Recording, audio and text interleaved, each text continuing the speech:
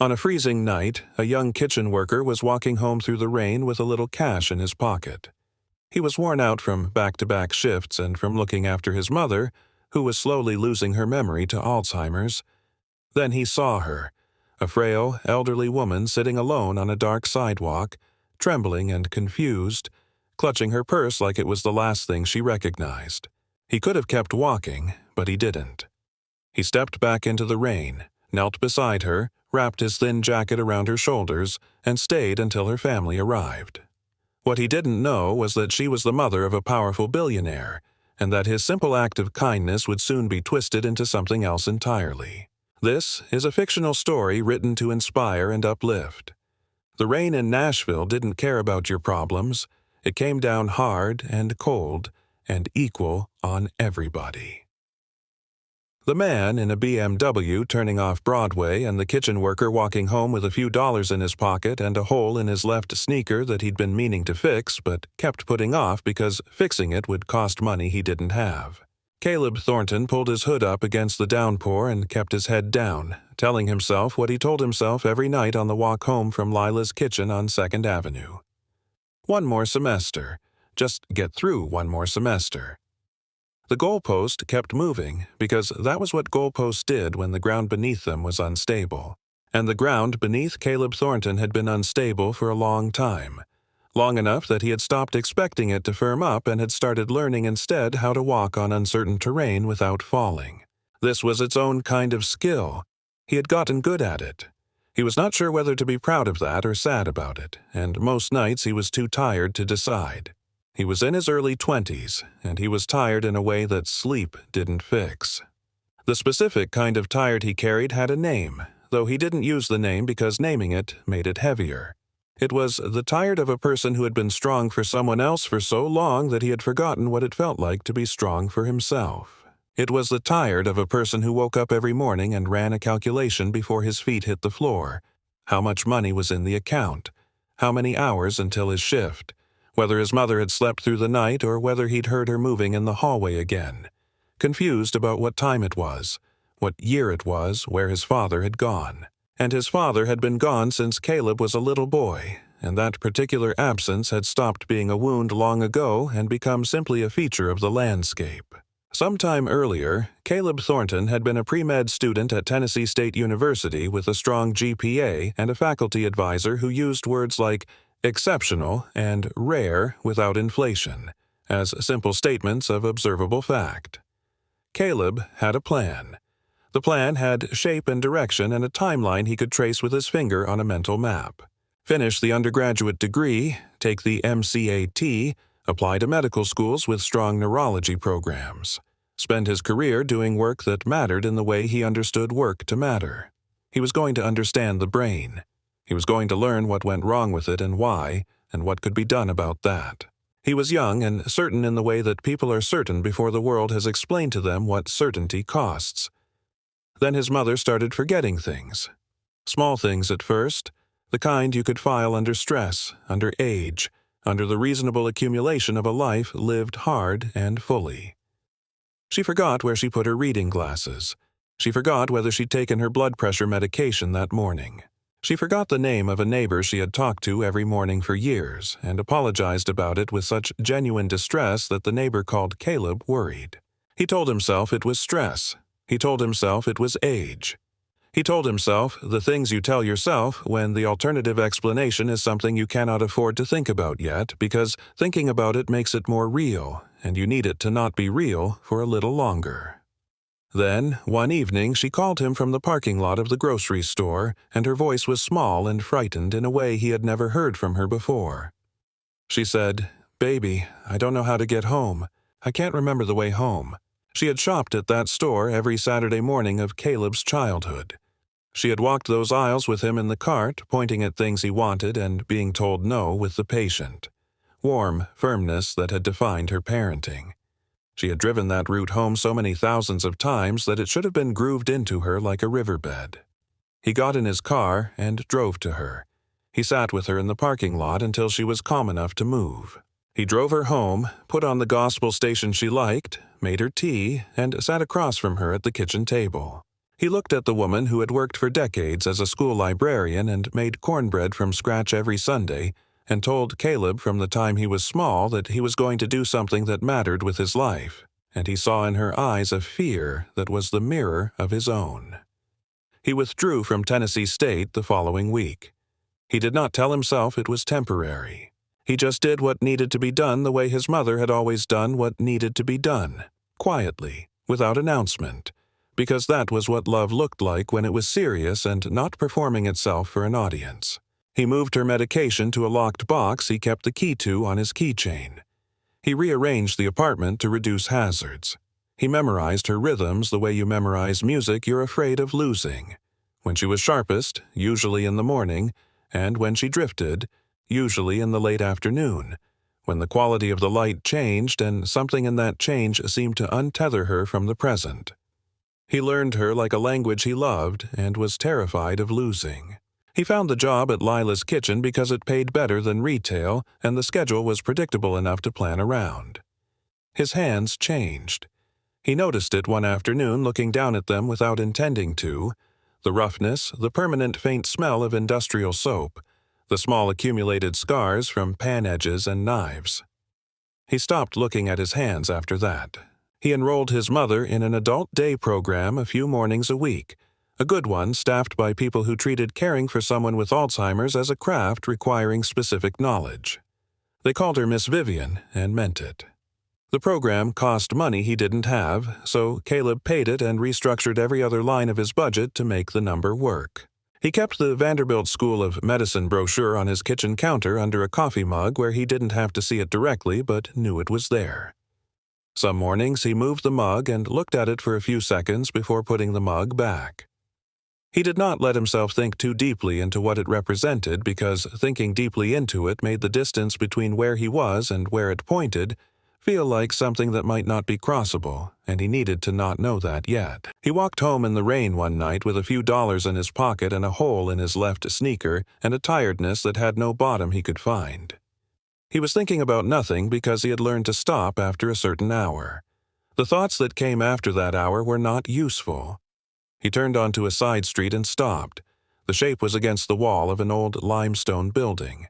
At first, his brain filed it as debris. Then the shape moved just slightly. The small, involuntary adjustment of a person who has held one position so long that the pain of stillness has finally exceeded the instinct to remain hidden. Caleb knew that movement from a specific and intimate source. He had seen it in his mother. He slowed down. His first honest instinct was to keep walking. He examined this clearly and without flinching the way he had taught himself to examine his own instincts. He was young and exhausted in a way that had become structural. He had given everything he had for a long time and was running on the reserves of reserves. Self-preservation was not shameful. It was human. It was reasonable. And then his grandmother's voice came through, the way it came through when he needed it. Not loudly, but clearly. Beatrice Thornton had been gone for some time. She had been a small, precise, deeply certain woman who had helped raise Caleb alongside his mother after his father left and who had told him something when he was a boy that had stuck the way certain things stick when they are said at exactly the right moment by exactly the right person. Baby, when you walk past somebody who's hurting, you carry that with you. You carry it heavier than anything you left behind. He walked toward the wall. She was an elderly woman.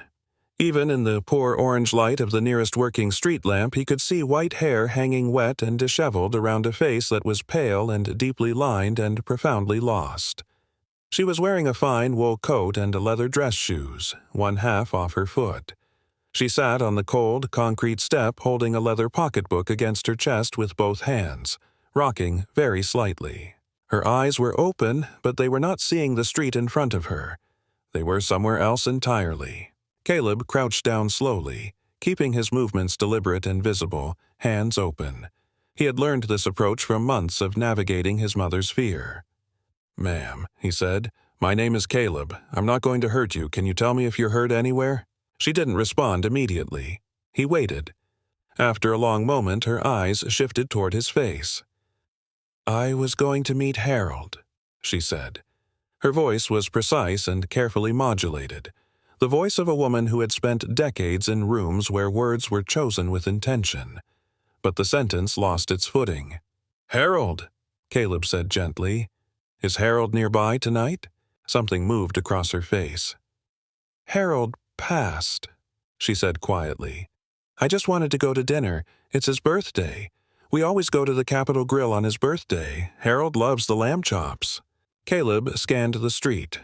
No car with hazard lights, no panicked figure hurrying toward them. He understood the specific shape of what had happened here. She had gotten confused somewhere between home and destination, lost the thread of the route, and the confusion had spiraled until she had found this doorway and stopped because stopping was the only decision left she could make. "Ma'am, do you have a phone with you?" She opened the pocketbook and produced a smartphone, newest model, which she held out to him with the expression of someone who has temporarily forgotten an object's purpose but understands it belongs in someone else's hands. Caleb took it carefully. He looked only at the recent calls. The name at the top had been called several times in mounting fear. "Victor, son." He pressed call. 2 rings. "Mom, where are you? I've had people looking." The voice was male, early 60s, and beneath the authority was the barely managed terror of someone who had been afraid for hours. "My name is Caleb Thornton," Caleb said. "I found your mother outside the old Hartwell building. She's not physically hurt, but she's disoriented and it's cold and raining. She mentioned the Capitol Grill. Don't leave her. I'll be there soon. Please don't leave her." "I won't." Caleb lowered the phone. "What's your name, ma'am?" She straightened slightly. "Evelyn Langford." The full name offered with the formality of someone who believed your name, given properly and completely, was the first real thing you offered another person. "Evelyn, your son is on his way. Can I stay with you until he comes?" She studied his face for a long moment, reading him through instinct, through something older and more elemental than cognition. Then she said the thing he would think about for a long time. "You have good hands. Working hands. Harold always said you could tell everything about a man from his hands." Caleb looked down at his hands without meaning to. The roughness, the permanent faint smell of industrial soap, the small accumulated scars. He didn't know what to say, so he sat down on the wet concrete step beside her. 2 people with no logical reason to know each other, and he kept her company while Nashville rained on both of them with perfect democratic indifference. Victor Langford arrived in minutes flat. The vehicle was a black Cadillac Escalade, and the man who stepped out moved with the compressed urgency of someone who had spent decades solving problems the moment his attention reached them. He was broad across the shoulders, silver-haired, wearing a dark suit with the collar open. He crossed the wet sidewalk in 4 strides and crouched in front of his mother. "Mom, I've got you. I've been looking everywhere. I've got you now." Evelyn Langford turned toward her son, and Caleb watched recognition work its way across her features slowly, like a photograph in a dark room. Then, all at once, "Victor." She touched his cheek with one gloved hand, the gesture of 1,000 repetitions. Victor stood. The 2 men looked at each other. Victor Langford's eyes were the kind built by decades of needing to read people quickly and correctly. He looked at Caleb and took in the soaked hoodie, the worn sneakers, the absence of anything suggesting he belonged on this block at this hour for any reason other than the obvious one. "You called me," Victor said. "Not 911. She was already frightened. I didn't want to make it worse." "How long were you with her?" "Long enough to know she needed help." Victor reached into his jacket and handed Caleb a heavy cream-colored card. "Langford Biosystems, if you ever need anything." Caleb took the card. "I'm glad she's all right." He walked the remaining blocks home. He held the card the whole way, turning it over without looking at it because putting it in his pocket felt like a decision he hadn't made yet. By the time he reached his building, he had held it over 2 separate trash cans and pulled back both times. He set it on the kitchen counter next to his keys. He checked on Vivian, asleep but the soup on the stove untouched. He stood in her doorway and watched her breathe. The slow, peaceful rise and fall of someone who was in sleep entirely herself, and felt the familiar compound weight settle over him. Love and fear and the specific guilt of a person who has done everything he could do and suspects it might still not be enough. He lay on top of the covers without changing and stared at the ceiling. He thought about Evelyn Langford's gloved hand on her son's cheek. He thought about the card on the counter. He thought about what calling would cost in the specific currency of pride, which was the currency he had the least of and guarded most carefully, and what not calling would cost, and which of those costs was more real. He stared at the ceiling for a long time before sleep found him. He did not call for some time. In those days, the routine continued. The morning prep shifts and the evening dish shifts, and the visits to his mother, and the organic chemistry textbook he checked out of the public library and read in the hour before bed because he could not afford to let the distance from the material calcify into something permanent. More of it was solid than he had expected. He was careful not to feel too good about that because feeling good about things had a way of making the next bad thing land harder. One day, a letter arrived from the Adult Day program. The monthly fee, already the number that made his budget a tightrope, was increasing. The letter was apologetic in the institutional way of letters that are not actually apologetic. Caleb read it twice. Then he sat down on the bottom step of the stairwell and did the arithmetic. His take-home pay from Lila's kitchen ran a modest amount after taxes. Rent, utilities, groceries for two, bought with the careful discipline of a person who had learned to extract maximum nutrition from minimum expenditure. His mother's medication co-pays. At the new number, the arithmetic came out the same each time. He sat on the bottom step and looked at the letter in his hands and felt the full specific weight of a situation that had been held together by discipline and luck and was now being asked to hold more than it could bear. He went upstairs and stood in the kitchen and looked at the business card next to his keys. The particular kind of pride Caleb carried was not arrogance. It had built him into someone capable. It had made him the person who did what needed doing without requiring acknowledgement or sympathy. It had made him the person who stayed when others found reasons to go. But pride had also made him slow to take what he needed. He had spent a long time saying, "I've got it," when the honest answer was, "I've got it barely, and the margin is gone." And the version of himself that Beatrice Thornton had raised was not someone who chose suffering over sense because the suffering felt more honorable. He picked up the phone. He put it down. He picked it up again and dialed before he could construct another argument against it. Victor Langford answered on the second ring, his voice alert and immediate, the voice of a man who had been waiting without impatience. Something about that loosened something in Caleb's chest that had been held tight.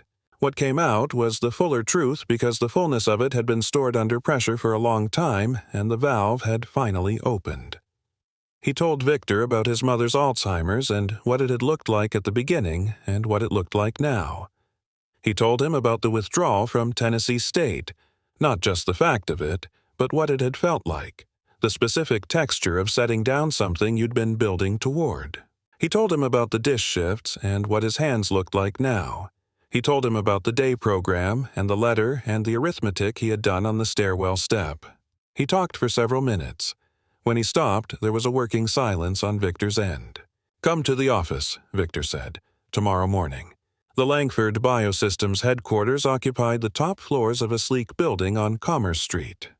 The elevator rose with silent efficiency. Caleb stood in it in his cleanest shirt, aware of this in the specific grinding way you are aware of the things you cannot change.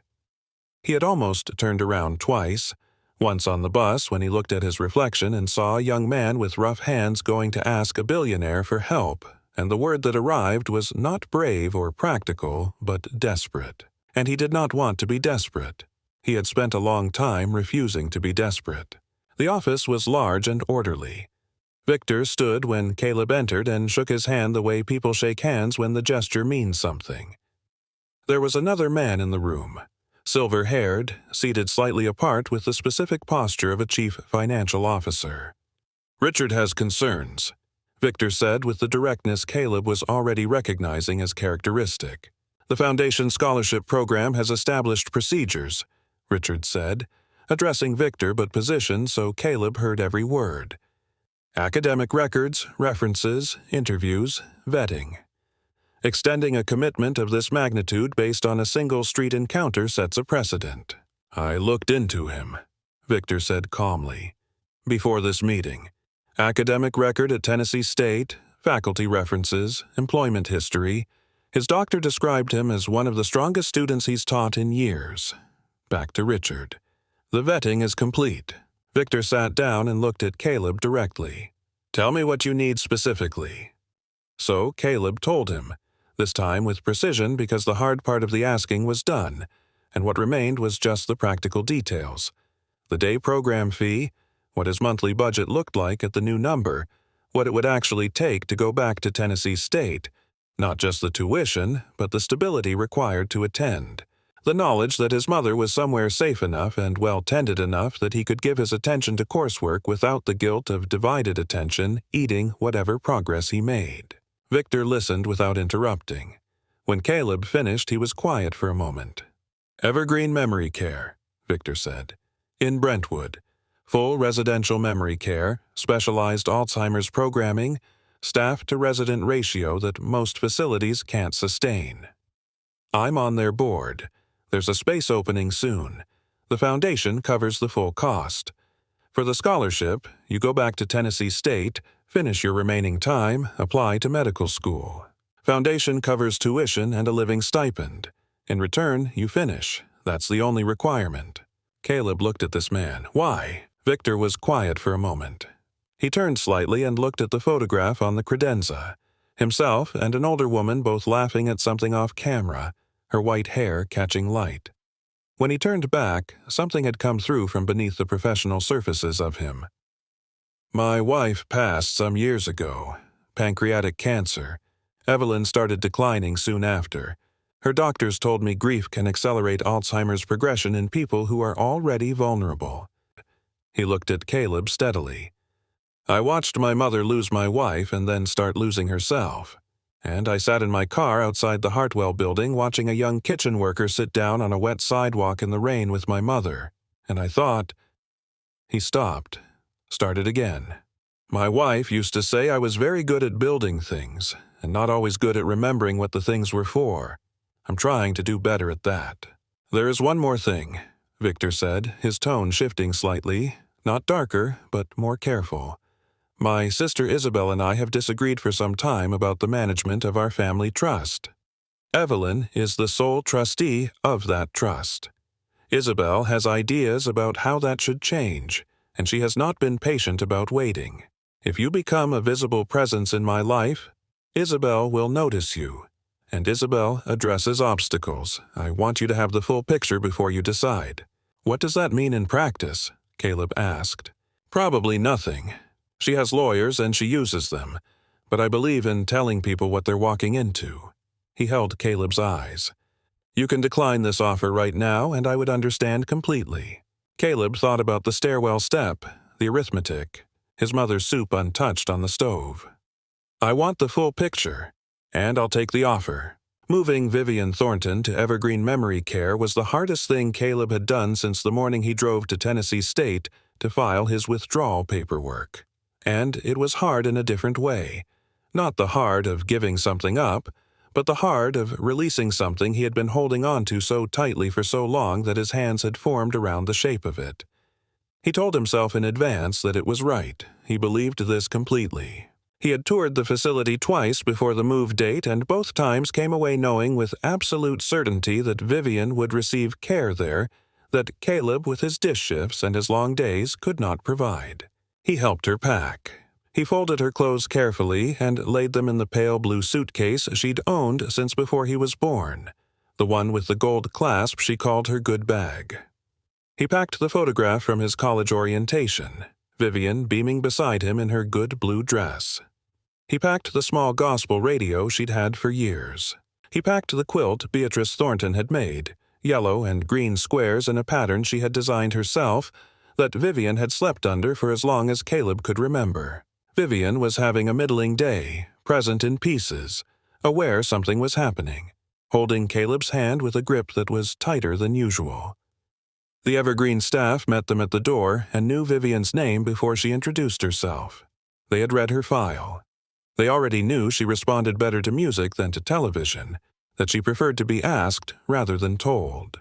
As he helped settle her into her room, he watched the staff interact with her, the specific, practiced gentleness of people who had chosen this work and understood its weight. Through the window he could see the garden, raised beds still holding the last of the fall flowers. He thought, she will be able to see that every morning. He said goodbye when she was in one of the drifting moments. He made himself be honest about why. It wasn't only because transitions were smoother in the drifting, it was also because he did not have the strength to look into her fully present eyes and say goodbye, and he knew that about himself. Through the window of her room as he walked to the parking lot, he glanced back. Vivian was standing at the glass, looking out at the garden, one hand pressed flat against the pane. She was not looking at Caleb.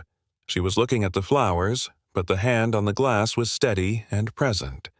And something about it told him she was more aware than the drifting suggested, that she was saying something in the only language available to her in that moment. He sat in the car in the parking lot for a while. He let the full compound weight of what he was feeling be what it was, the relief and the grief and the guilt braided together into something without a clean name. And he did not try to resolve it into something simpler because he had learned that forcing resolution on complicated feelings just drove them underground. He drove back to the apartment. He stood in Vivian's empty room for a while. Then he went to the kitchen table, opened his laptop, and pulled up the Tennessee State re-enrollment application, because the only thing that had ever reliably helped him when things were heavy was moving toward what came next. He was back at Tennessee State not long after, carrying a full load and working part-time at the campus library. The first organic chemistry exam. He sat in the testing room with his pencil and the specific fear of someone who is not afraid of not knowing, but is afraid of discovering he no longer knows. And he breathed, and he began. He scored high. He drove to Evergreen that afternoon. Vivian was having a good day. She understood what he was telling her. She held his face in both her hands and said, "I knew it, baby. I always knew it." He was back at Tennessee State when Isabel Vance came to his apartment one rainy afternoon. He had allowed himself for the first time to set the Vanderbilt brochure out from under the coffee mug to let it sit openly on the table where he could see it while he studied. 3 knocks, hard and deliberate. "Mr. Thornton, we represent the Langford family situation. It won't take long." Caleb went still. "I need to see identification before I open the door." A pause, then the sound of 2 sets of footsteps repositioning. Then a third sound, something being done to the lock with a tool that knew exactly what it was doing. The door swung open. 2 men entered first. Large, dark jackets, the specific physical presence of men whose professional role didn't appear on any organizational chart. They moved to either side of the doorway, not threatening in the explicit sense but filling the space in a way that communicated something clearly without stating it. Then Isabel Vance walked in. She was in her late 50s and looked like Victor Langford filtered through a different set of choices. The same strong jaw, the same sharp eyes, but where Victor's face had been worked by loss into something more open, Isabel's had been worked by different forces into something that processed the world primarily as a series of positions to be taken and obstacles to be cleared. She wore a gray coat and carried a leather portfolio. She looked around Caleb's apartment with the efficiency of someone filing information for later use. "Mr. Thornton," she said. She set the portfolio on his kitchen table as though it were hers to use. "I'll be brief. Victor is a sentimental man. It has been his greatest weakness in business and apparently extends to his personal life. He's made you a generous offer based on an emotional response to a single evening, and I understand the appeal." She opened the portfolio. Legal documents dense and official. Evelyn Langford is the sole trustee of a family trust controlling the majority of Langford Biosystems, a company employing thousands of people. The management of that trust determines the future of those people. That is not a personal matter. It is a business matter of significant consequence, and you have inserted yourself into it. "I found an elderly woman alone in the rain," Caleb said. His voice was steady. He was working to keep it that way. Isabel looked at him with the expression of someone setting aside an irrelevant point. "What I'm offering is simple. You step away from the Langford family completely. No contact with Victor, no contact with Evelyn, no involvement of any kind. In exchange, your mother's care at Evergreen continues without interruption." The pause was architectural, designed to let him understand what followed. Should you choose not to cooperate, the Foundation's commitment to Evergreen would need to be reassessed. Your mother would be relocated to a facility better suited to the Foundation's revised priorities. The word relocated sat in the room and occupied it. Caleb thought about Vivian, about the gospel radio on the windowsill, about the quilt with the yellow and green squares, about the hand pressed flat against the glass. For someone with Alzheimer's, that disruption wasn't a minor inconvenience. It was a genuine assault on the fragile structure that held the good days together.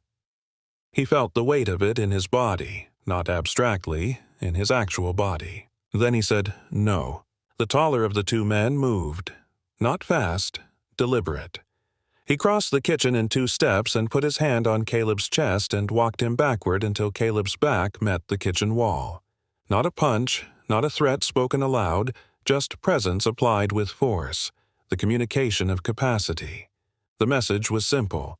This is what we can do, and this is not the limit of what we can do. Caleb felt the wall at his back. He felt the man's hand on his chest, not squeezing, just there, just the weight of it, the demonstration of it.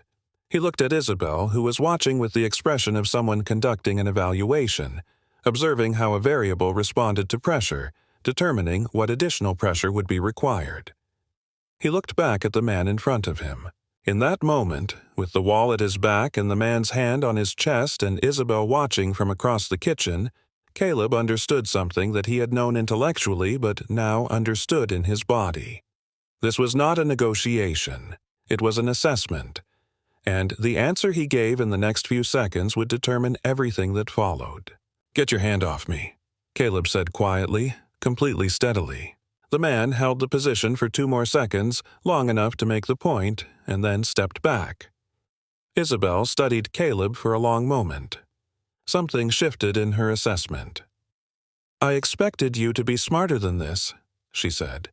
She picked up the Vanderbilt brochure from the table, held it, looked at it, set it back down deliberately. "We'll be in touch." She walked out. The 2 men followed. The door clicked shut. Caleb stood in his kitchen alone. He pressed both palms flat on the kitchen table and felt the cold surface under them and breathed until everything in him that was shaking became still. He looked at the Vanderbilt brochure where Isabel had set it down. He looked at Vivian's photograph on the counter. Then he picked up the phone and called Victor Langford's direct number. Victor answered on the second ring. Caleb told him everything, keeping his voice level because sounding frightened made him easier to dismiss, and he could not afford that right now. 4 seconds of silence. Then Victor. "I'm sorry. I told you she would address obstacles, but I underestimated how quickly." A pause. The pause of a man absorbing the fact that his caution had been insufficient, and someone else had paid the partial price of that. "Don't open the door for anyone tonight. I'm sending someone I trust. Be ready to move soon." The news broke the next morning. Caleb was in a mid-range hotel on West End that Victor had chosen for its unremarkability, the kind of place that didn't ask questions. Sitting on the edge of the bed with a complimentary coffee that had been hot a little while ago when his cousin called. "Turn on Channel 4, right now." The television came on. Isabel Vance stood at a podium outside the Langford Biosystems building in a black suit, her eyes precisely red-rimmed, the eyes of a woman who understood exactly how grief was supposed to present itself. Behind her stood lawyers and a woman holding a framed photograph of Evelyn Langford. Evelyn in a garden somewhere on a good day, smiling openly. "Our family is devastated," Isabel said, and her voice broke at exactly the right moment. "My sister-in-law Evelyn, who has severe Alzheimer's and requires constant care and medication, has been targeted by someone who identified her as vulnerable." A photograph appeared on the screen. Caleb's Tennessee State student ID, enlarged until his face filled the frame. Caleb Thornton is a young man currently struggling financially. He inserted himself into our family under the guise of helping, while actually positioning himself to influence my brother Victor's personal and business decisions. Another perfectly calibrated pause. I am offering a substantial reward for information leading to Caleb Thornton's location and ensuring Evelyn's safe return. She needs her medication. She needs her family. Please help us bring her home. Caleb sat on the edge of the hotel bed and looked at his own face on the television. His face in the city where he lived, where his professors taught, where the Evergreen staff watched the morning news. He opened his backpack. He took out the Vanderbilt brochure. He held it in both hands and looked at it. He thought about the version of this morning that existed in the world where he had kept walking on that side street. He would be in his apartment right now, his textbook open on the kitchen table, his life hard and small and navigably his, the brochure under the coffee mug where it was safe, Vivian's care funded and stable, everything intact. He had stopped. He had sat down on that sidewalk. And this, his face on the morning news, the reward, a hotel room with complimentary coffee, was the cost. He sat with that cost honestly. He let it be what it was. Then he put the brochure back in the backpack because he had carried it this far and he was not putting it down now. He called Victor. Victor arrived soon after, still in yesterday's suit. He listened to Caleb's account of the broadcast, the photograph, the reward, the specific words Isabel had used with the contained expression of a man processing something through the filter of strategy while feeling it through something older and less manageable. When Caleb finished, Victor said, "I'm pulling you out. Isabel has overplayed this. The vehicular threat, the unlawful entry into your apartment. It's not enough," Caleb said.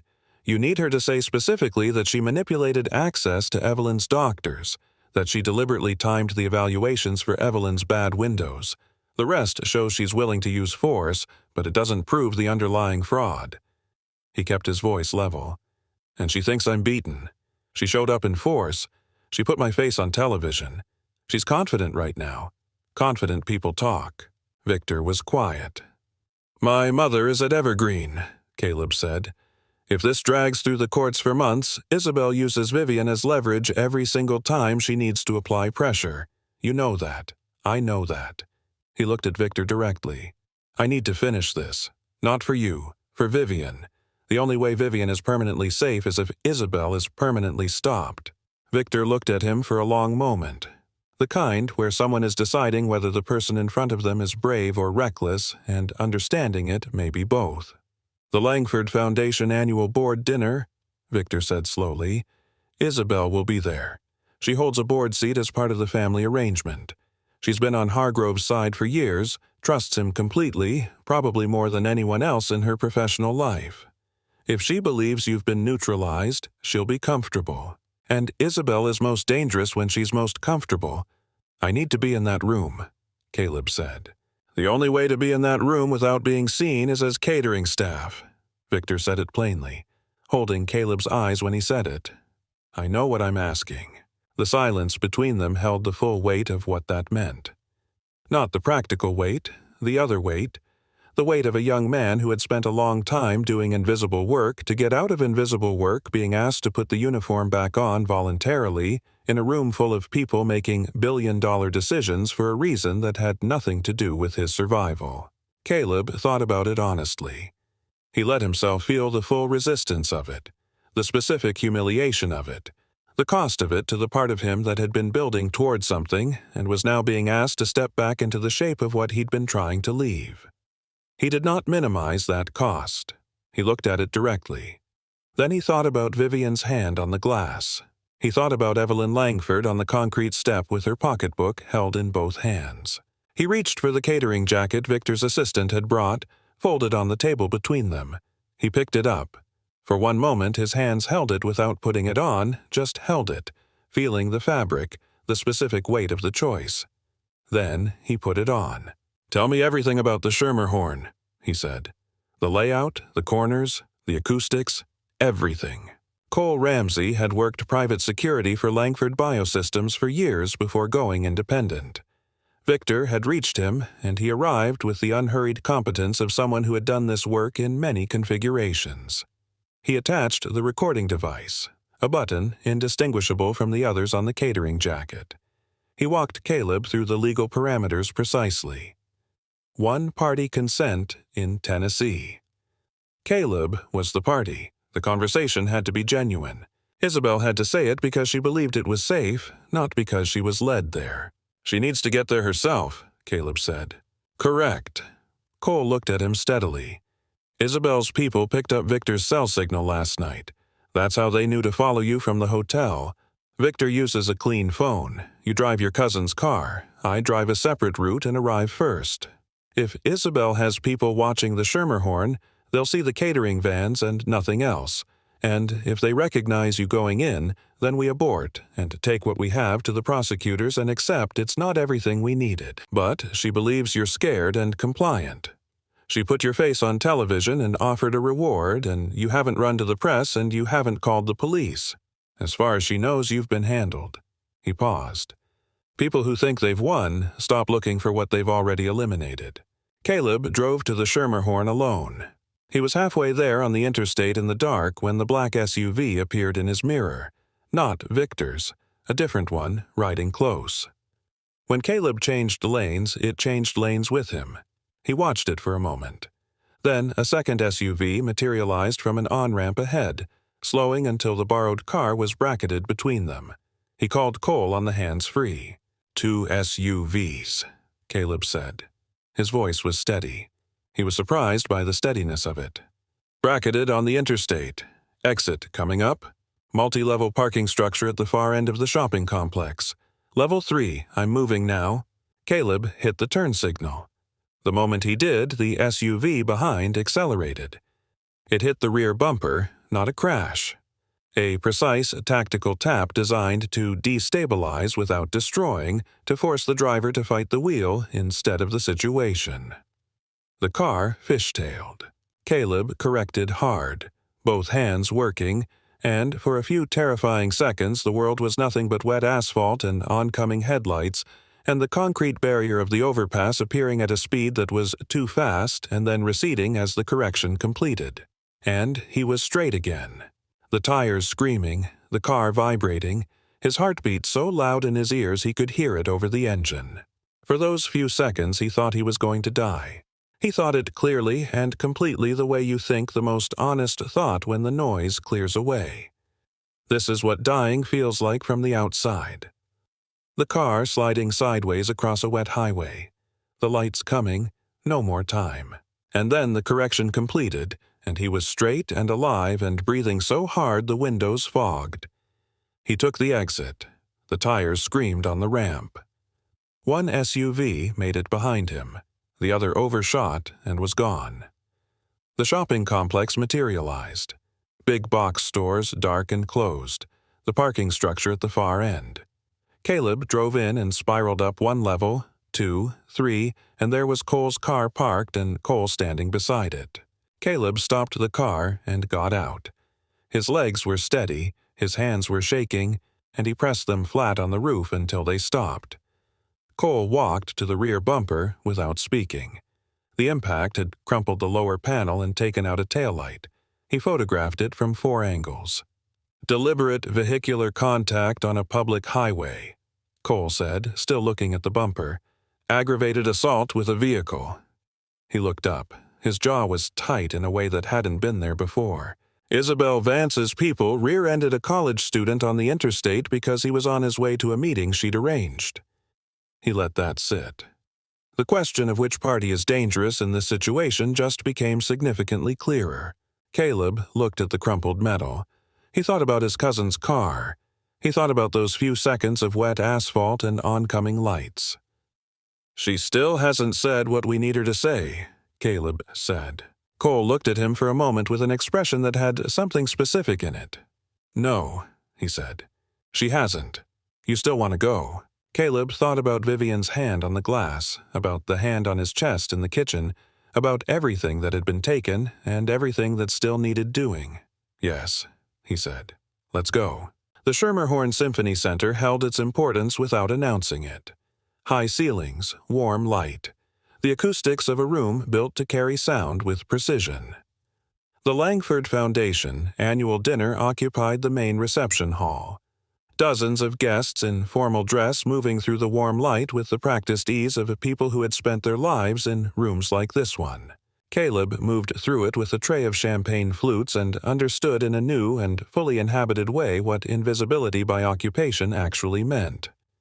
Nobody looked at him. Not dismissively, not unkindly, simply not at all, in the thorough structural way that certain categories of person had been built so completely into the background of certain other categories of person's world that their presence registered as furniture registered. He moved between conversations that determined the shape of companies and communities, and he was as noticed as the carpet. He had lived this for a long time. He had resented it in the way you resent something that is true and unfair. Standing in the Schermerhorn with a recording device sewn into his jacket, he felt the full architecture of it, what it was built on, what it cost the people inside it, and what it had given him tonight, the perfect cover.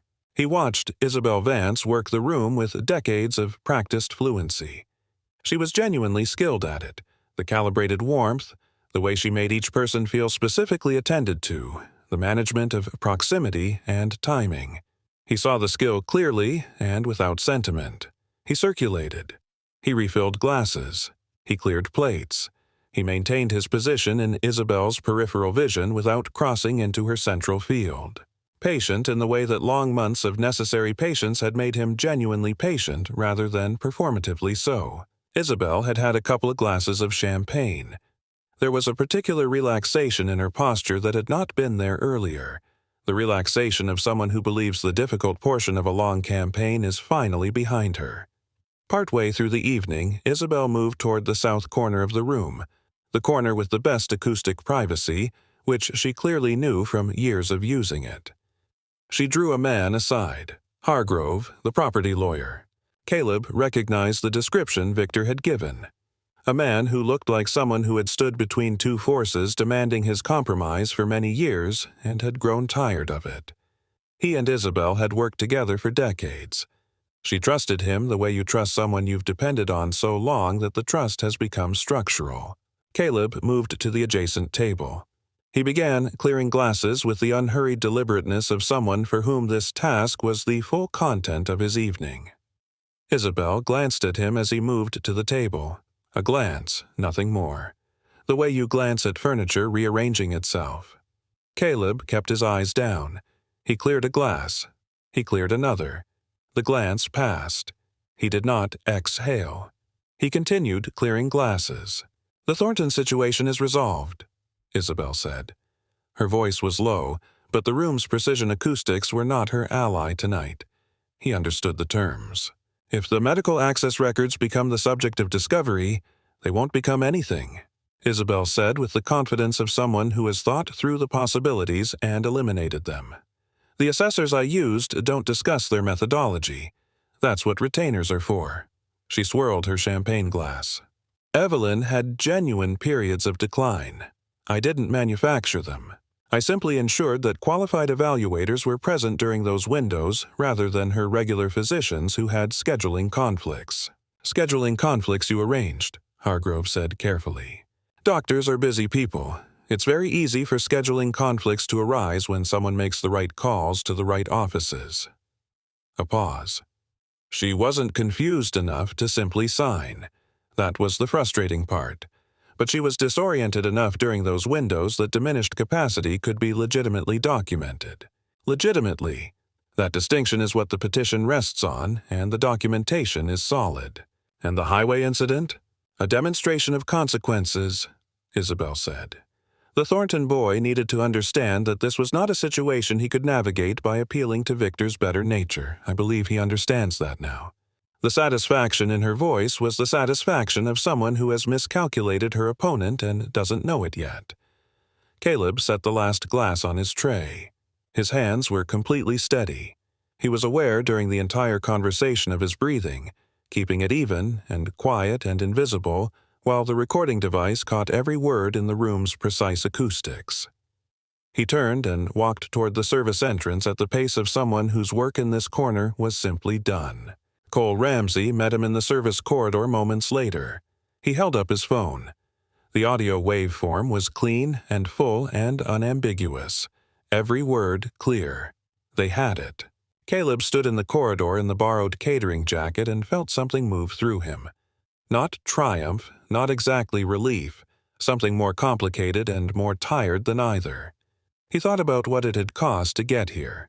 The time in the parking lot. The apartment he couldn't go back to. His face on the morning news. Those few seconds of wet asphalt and oncoming lights. The hand on his chest in the kitchen. The catering jacket he had picked up and put on because there was no one else to do this and the thing needed doing. He thought about Vivian's hand on the glass as he walked away. He thought about Evelyn Langford on a concrete step holding her pocketbook in both hands like something precious that must not be lost. Worth it, he thought. Every single bit of it. What followed moved with the velocity of things that have been held back too long.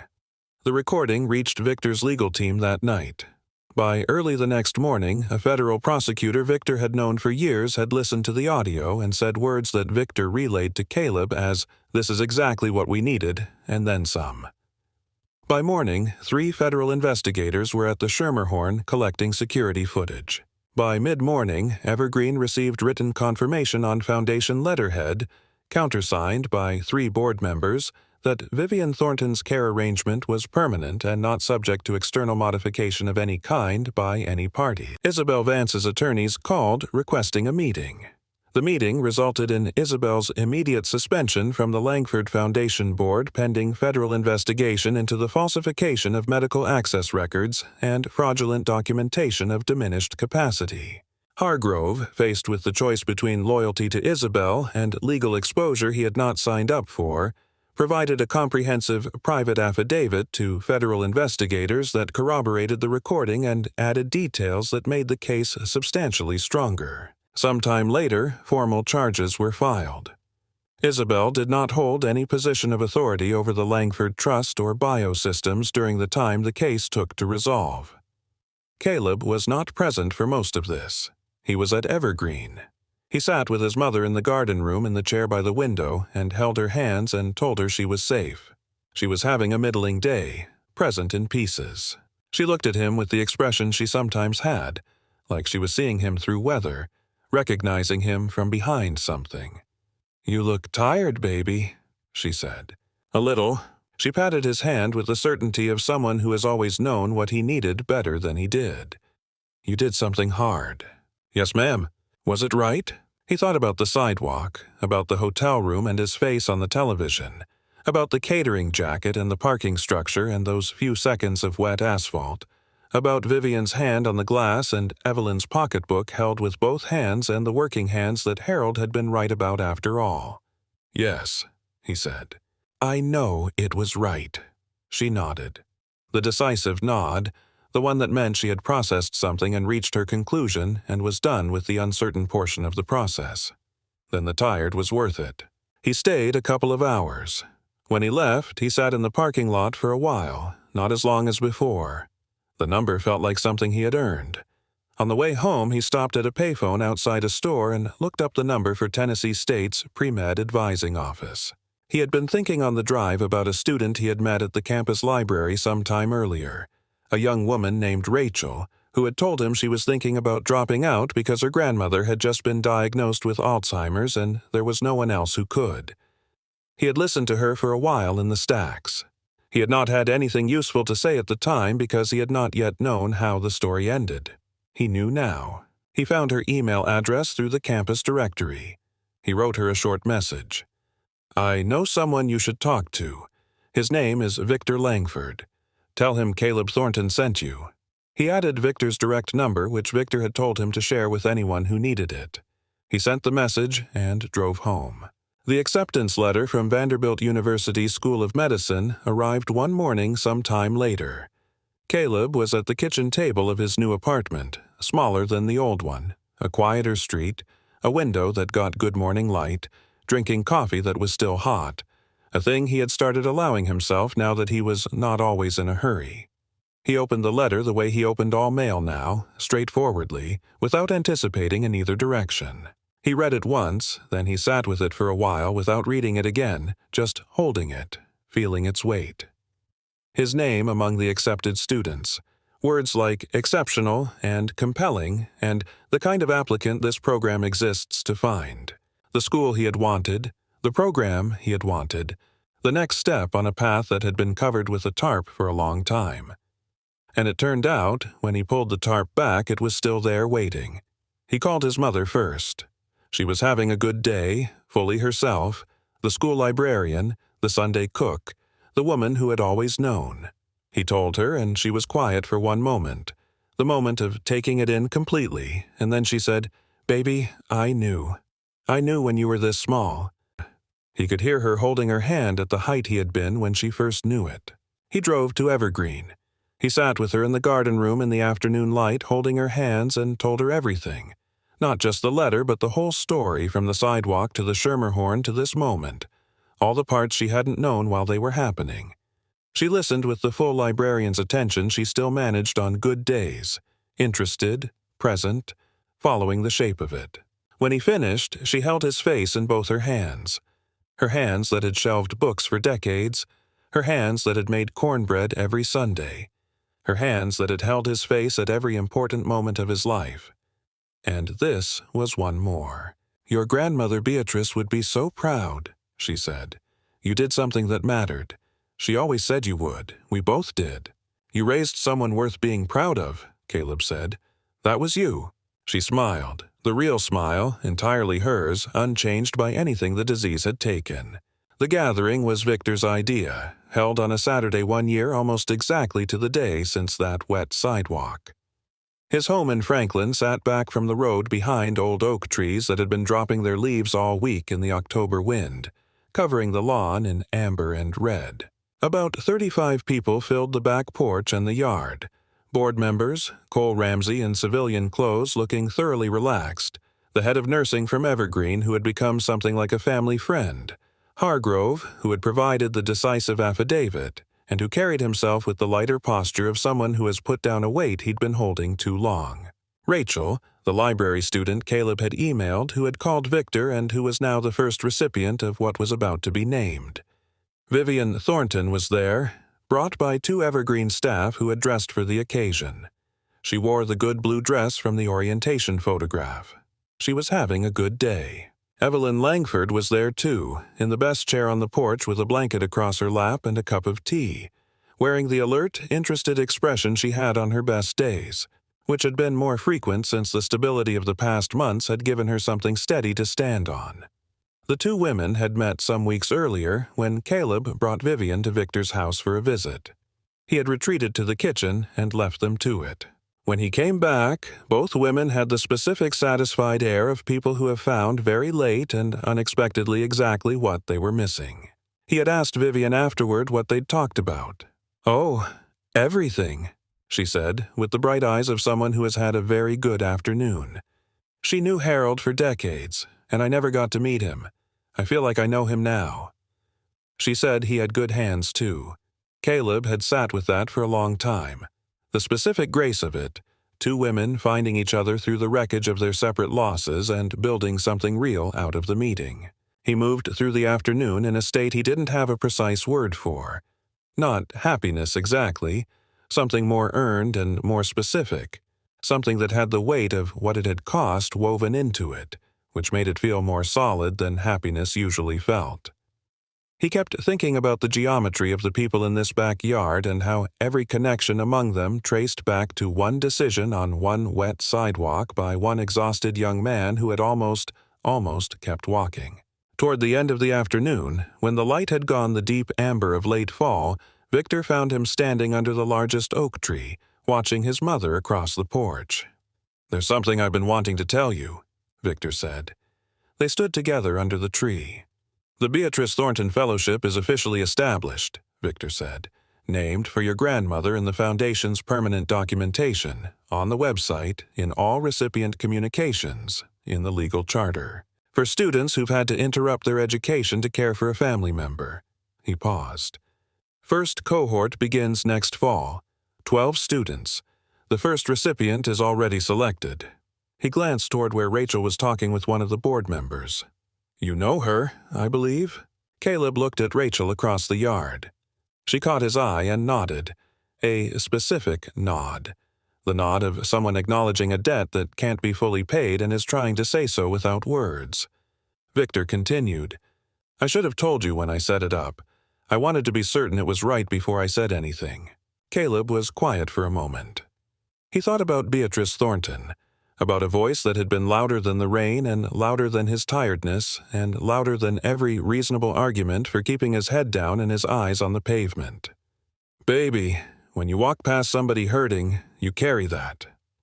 She had given him that so thoroughly and so early that it had become the architecture of him, the thing that remained when everything else was stripped away and it was just a wet sidewalk and a choice and what the choice was going to cost. "She would have understood exactly why," Caleb said. Victor nodded. Something in his face settled. Not a smile. Victor Langford was not a man who arrived at smiles quickly, but the expression of a man who has spent decades building things and has finally aimed one in the right direction. "One more thing," Victor said. "Vanderbilt and the Foundation are partnering on a center for Alzheimer's research, early intervention, neurodegeneration, the kind of work that might eventually mean fewer people do the arithmetic I watched you do when you called me. Fewer people sit in parking lots because they had no other option." He held Caleb's eyes. "When you're a physician, there's a place in that work for you, if you want it." "Why me specifically?" Caleb asked. Because the answer mattered. "Because the science is better when the person doing it knows the stakes from the inside," Victor said. "Because I want to build something that outlasts me and my money and outlasts the Langford name, and I want it in the hands of someone who will put the catering jacket on when there's no one else to put it on." He paused. "And because my mother calls you the boy with good hands, and I've learned to trust her judgment about people." Caleb looked across the porch. His mother was laughing at something Evelyn had said. The full laugh, sudden and real. The laugh he had heard all his life and had been afraid of losing. Evelyn was laughing too. The laughter of someone who was found very late. A person worth laughing with. Their two white heads bent toward each other in the amber afternoon light. "I want it," Caleb said. "Good," Victor said. "Go be with your mother." Caleb crossed the yard and stepped up onto the porch and pulled a chair between Vivian and Evelyn. His mother turned and saw him, and her face did what it still did on the good days, opened completely. The full, uncomplicated light of recognition and love, unchanged. She put her hand on his arm, the familiar weight of it. "There you are," she said. "Here I am," he said. Evelyn Langford, on his other side, was watching them with the expression of a woman who has seen enough of the world to know what a beautiful thing looks like when she finds herself close enough to touch it. "Harold would have loved this afternoon," she said softly, to the yard, to the amber light, to the leaves still coming down, to no one in particular and everyone at once. The oak leaves fell slowly through the still air. Nashville sat beyond the tree line, doing what cities do. Its traffic and its noise and the vast invisible web of its ordinary lives crossing and separating, and occasionally, against every probability, finding each other in the way that lives find each other when someone somewhere on a night that costs them something decides to stop. Vivian Thornton held her son's arm. Evelyn Langford held her tea. Victor Langford stood at the edge of the porch looking at what he'd had a part in building and thought about his wife and thought she would have been pleased. Rachel, across the yard, was talking with the board member about her grandmother and what a fellowship would mean, what the possibility of staying in school would mean, what it would mean to be the first person who didn't have to choose between the person they loved and the person they were becoming. Caleb didn't know it yet, but in the first month after the Beatrice Thornton Fellowship opened for applications, many students would apply. He would find out from Victor's assistant who sent him the number with a single line. "She would have been so proud of you." He would sit with that for a long time before he could answer. When he answered, he wrote simply, "She was. I could feel it." But that was later. Tonight, he sat between two old women in the amber light, his mother's hand on his arm, the leaves coming down through the air, and he thought about a wet sidewalk and a cold rain and the voice that had been louder than all of it. He had stopped. A woman got home safe. A man remembered what he was building things for. A fellowship was named for a woman who spent her life believing that when you walk past somebody hurting, you carry it heavier than anything you left behind. Two old women who had no reason to know each other sat in the amber afternoon and laughed. And a young woman across the yard was going to stay in school. That is what kindness builds, not in spite of the cost, because of it. Caleb Thornton graduated from Vanderbilt School of Medicine. He spent his career in neurological research and clinical medicine, focused on early intervention in Alzheimer's disease, the illness that had taken so much of his mother's world and given him the specific personal understanding of stakes that made him exceptional at the work. He established the Vivian Thornton Clinical Program for underserved patients with neurological disease, staffed in part by Beatrice Thornton Fellows who came from those communities and chose to return to them. In the first decade of the fellowship, many students were supported through interrupted educations and into medicine, research, and public health. He visited Evelyn Langford until she passed, which was not for another several years because Evelyn Langford had decided in the way of certain strong women to stay. He kept the memory of that side street, the way you keep the first thing that showed you who you were going to be, not polished into a lesson, not simplified into an anecdote, but specific and cold and true. The rain, the white hair, the shanshishu, the pocketbook held in both hands. The working hands Harold had been right about. He had almost kept walking. Every good thing in the rest of his life began at the exact moment he didn't. If this story moved you, please share it because you never know which person in your life needed to hear today that small choices build large things. And if you have a story of your own about a moment when someone stopped for you, I would love to read it in the comments below. Take care of each other. I'll see you in the next one. Join us to share meaningful stories by hitting the like and subscribe buttons. Don't forget to turn on the notification bell to start your day with profound lessons and heartfelt empathy. In the quiet, after Caleb Thornton's story settles into your chest, one truth rises above everything else and refuses to let go. The smallest decision to stop for someone hurting can rewrite not just their life, but yours and dozens more you'll never meet. Caleb was bone-tired, pockets nearly empty, carrying his mother's Alzheimer's like a quiet storm that never broke. Yet when he saw Evelyn Langford alone on that rain-slicked sidewalk, something deeper than exhaustion spoke louder than every reasonable excuse to keep walking. He knelt, wrapped his thin jacket around her shoulders, and stayed. That single act of ordinary kindness didn't just get an elderly woman home safely. It cracked open doors he thought had slammed shut forever, exposed hidden cruelty, restored his own broken dreams, and planted the seeds for a fellowship that now lifts other students who face the same impossible choice between caring for family and chasing their future. It reminds us, in the most tender and fierce way, that real kindness isn't cheap or convenient. It costs sleep, pride, safety, and sometimes the very path you thought your life was supposed to follow. But that cost is exactly what makes it powerful. Because it's paid in the currency of love, it builds something that lasts, something that ripples outward like warm light in a cold night. In a world quick to scroll past pain, Caleb's story whispers that when you choose to carry someone else's hurt even for a moment, you lighten your own in ways you could never plan. You become the proof that small brave choices still create the biggest miracles. If this moved you, if it stirred a memory of a time someone stopped for you, or when you chose to stop for someone else, drop your story in the comments below. Share it, because your words might be the exact lifeline another heart needs tonight. And if these stories light something in you, hit subscribe, give this a like, and ring that notification bell so you never miss the next one. Let's keep choosing kindness together. Take care of each other out there. I'll see you soon.